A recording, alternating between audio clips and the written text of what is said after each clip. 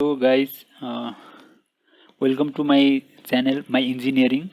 Today I am going to talk about a topic which is very important for the structural designers, because today I am going to discuss how to take or how to extract the output of the frame element from the ETABS.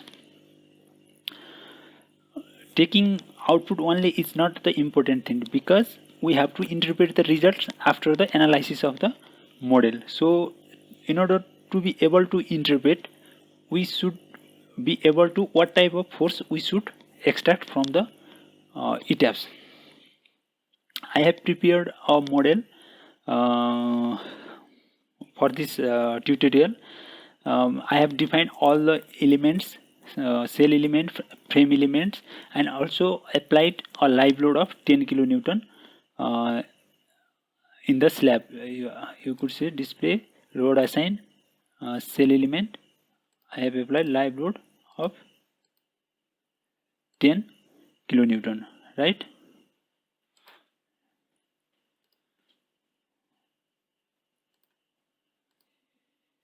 You could see. And then how to take the output of this frame element. So run this model first. We'll get the deformed shape after the analysis. Then go to display option, then force stress diagram, and then frame pair expanded link forces option. You could see a form which gives the output of this frame element, right? At first I want to go to the axial force, because the load case is live. There are so many load, there could be so many load cases or combination, but for now I just take live load. Axial force in beam column, apply.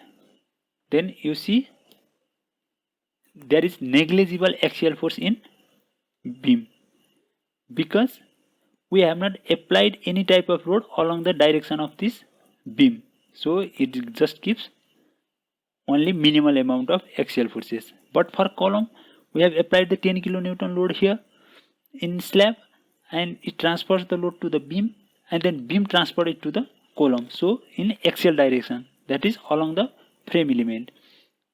It is significant, so we should take the axial force from the column element. For shear, I just click for shear to option, then apply.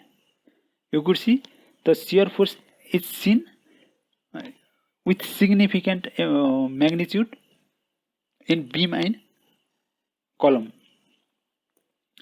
First, how shear force is created on the beam section or column section is important. This is the beam section, right? And local 2 axis is opposite direction. We have applied the load in this beam from slab, that is along the local 2 direction. This means shear force 2 gives the significant value, because the application of load is from local 2 direction. Then the local 2 direction of the shear will rotate the beam element around local 3 direction.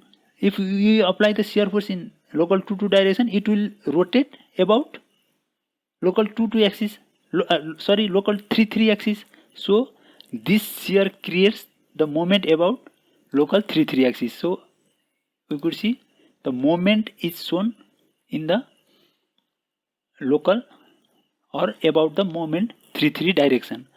But if we click the shear 3, then shear 3 force is negligible in this beam, because this is the local 3 direction. We have not applied any load from this direction, so its value will be negligible. And this negligible value will create negligible moment, that is moment 2, because if we apply shear 3, zero amount of 3, it will rotate about local 2 axis, so its moment will be negligible. But for column, you could see, select shear 2 applied. When we apply the load in the beam try to bend, and this beam try to pull this column inside, right? If it pulls the column in local 2 direction, in column you see the green one is the local 2 direction. In this direction the beam pulls the column, and then shear 2 is generated in this column. That could be significant. It means the significant amount of shear 2 is generated in that direction, and this shear 2 will rotate. The shear 2 will rotate about local 3 axis, that means about blue axis, that is local 3 axis. So it will create moment 3. If shear force value is significant, then obviously the moment will be significant. Shear 2 generates moment 3. Now if we go to the shear 3, then for column, if we apply the load shear 3 in this direction, because we have applied the load on the beam try to pull this column inside, and it generates the shear 3 across the column.